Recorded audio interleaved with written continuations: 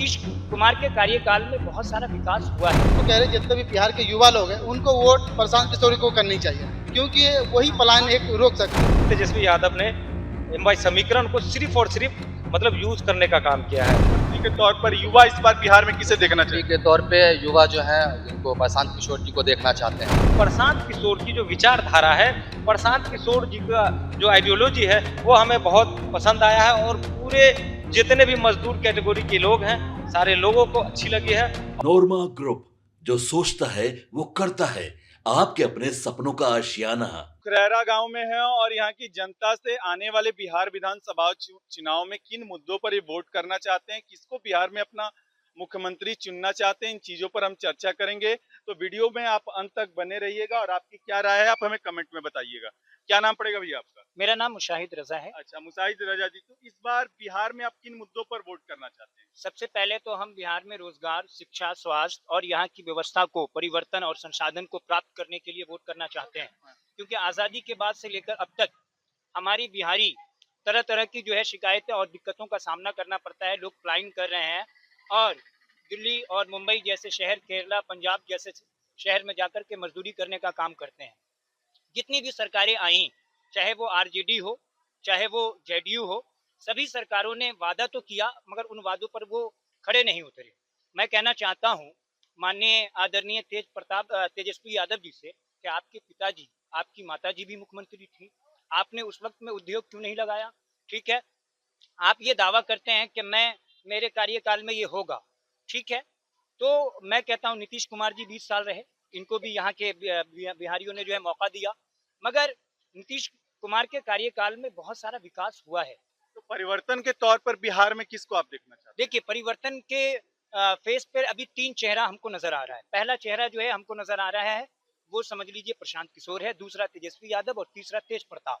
अब ये जनता, क्योंकि लोकतंत्र है, मेरी पसंद से कोई परिवर्तन नहीं हो जाएगा। एक समुदाय या एक जाति या एक धर्म के लोग अगर चाहेंगे तो लोकतंत्र में परिवर्तन नहीं कर सकते। आपने तेजस्वी पर भी सवाल किया कि वो भी सरकार में रहे हैं लेकिन काम नहीं कर पाए। जी नहीं, तेजस्वी की जो सरकार थी, मैं ये कहना चाहता हूँ उनके माता पिताजी ने नहीं किया। अच्छा। अब उनका क्राइटेरिया, उनका कंसेप्ट क्या था ये तो वो समझेंगे, मगर तेजस्वी यादव जिस तरीके से लोगों को भरोसा दे रहे हैं, क्या अगर इन भरोसों पर अगर वो खड़े उतरते हैं और बिहार की जनता मालिक है लोकतंत्र में, और बिहार की जो है जनता मालिक है, अगर तेजस्वी पे भरोसा करती है तो तेजस्वी से भी परिवर्तन किया जा सकता है।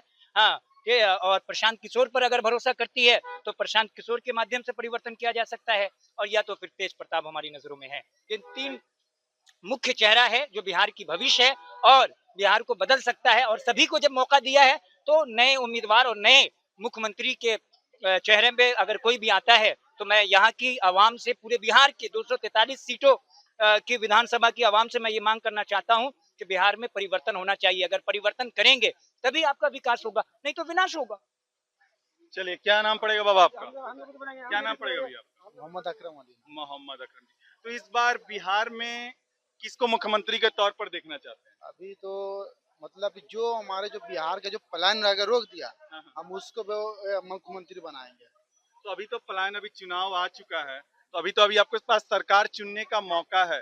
अब जिस पर आप भरोसा करिएगा, तो जो आपके वादे कर रहे हैं, जो भी पार्टियां वादा कर रही हैं, उसके अनुसार क्या लगता है कि कौन बिहार में सरकार बना सकता है? देखिए, बिहार में लगभग हम अभी जो कंटिन्यू सोशल मीडिया पे एक्टिव है, सारे वीडियो देखते रहते हैं।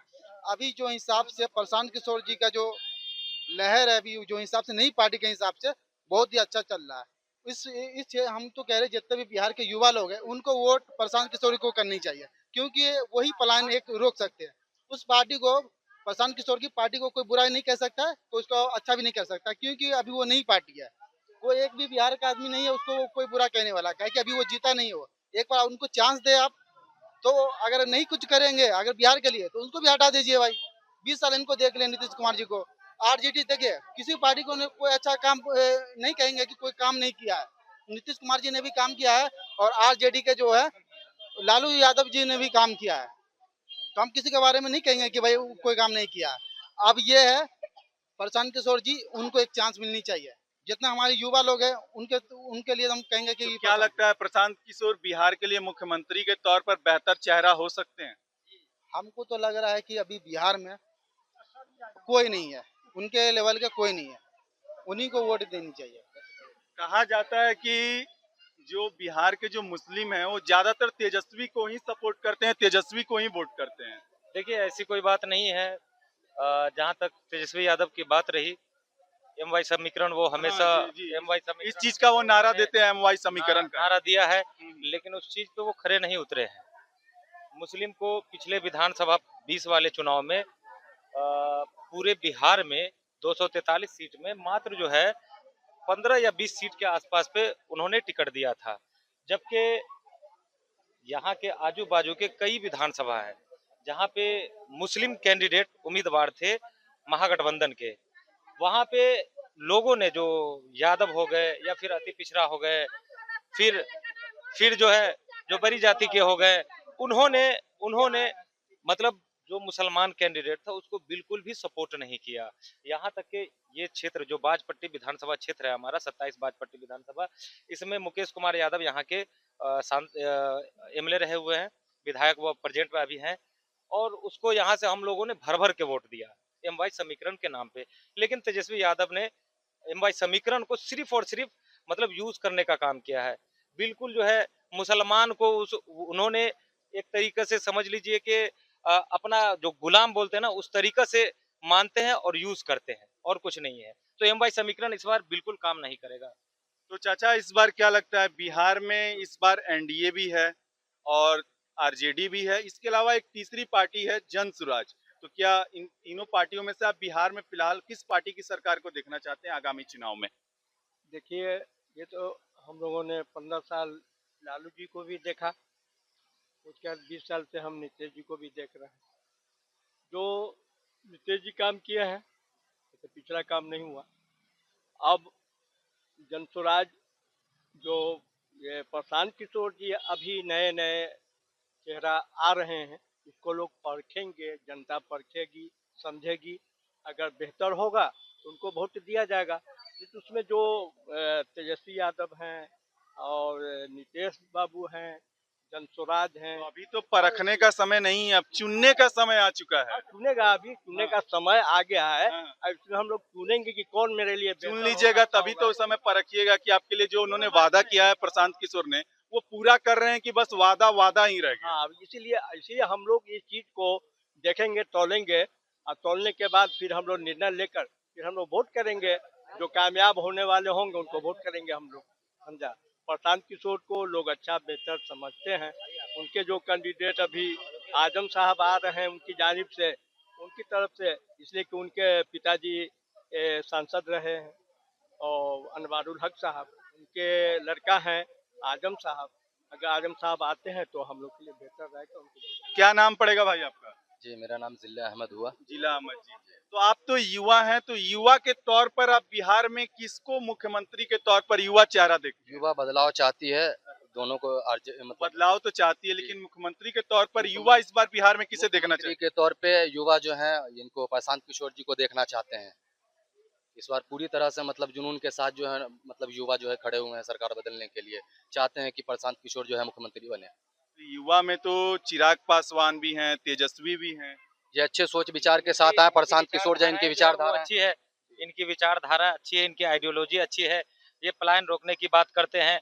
आज तक जितनी भी सरकार बनी है, चाहे वो आरजेडी की बनी हो, महागठबंधन की, या एनडीए जेडीयू की सरकार बनी हो, इन्होंने कभी जो है ये लोग पलायन रोकने की बात करते हैं।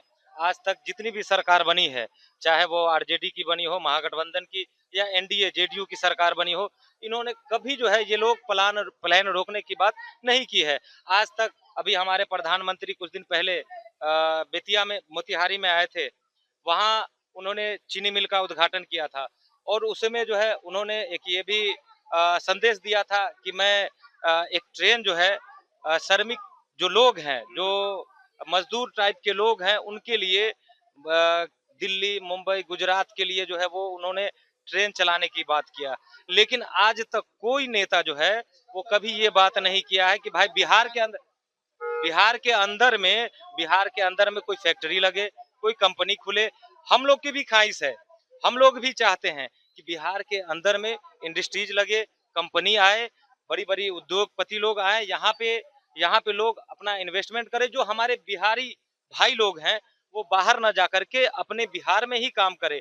तो प्रशांत किशोर की जो विचारधारा है, प्रशांत किशोर जी का जो आइडियोलॉजी है वो हमें बहुत पसंद आया है और पूरे जितने भी मजदूर कैटेगरी के लोग हैं सारे लोगों को अच्छी लगी है और इस बार हम लोग खुल करके उनको सपोर्ट करेंगे। किए जा रहे हैं प्रशांत किशोर के द्वारा रोजगार पर, शिक्षा पर, पलायन पर, तो क्या प्रशांत किशोर उन वादों को पूरा कर सकते हैं? बिल्कुल करेंगे। सारे युवाओं को भरोसा है, इसीलिए तो उनके साथ हैं वो।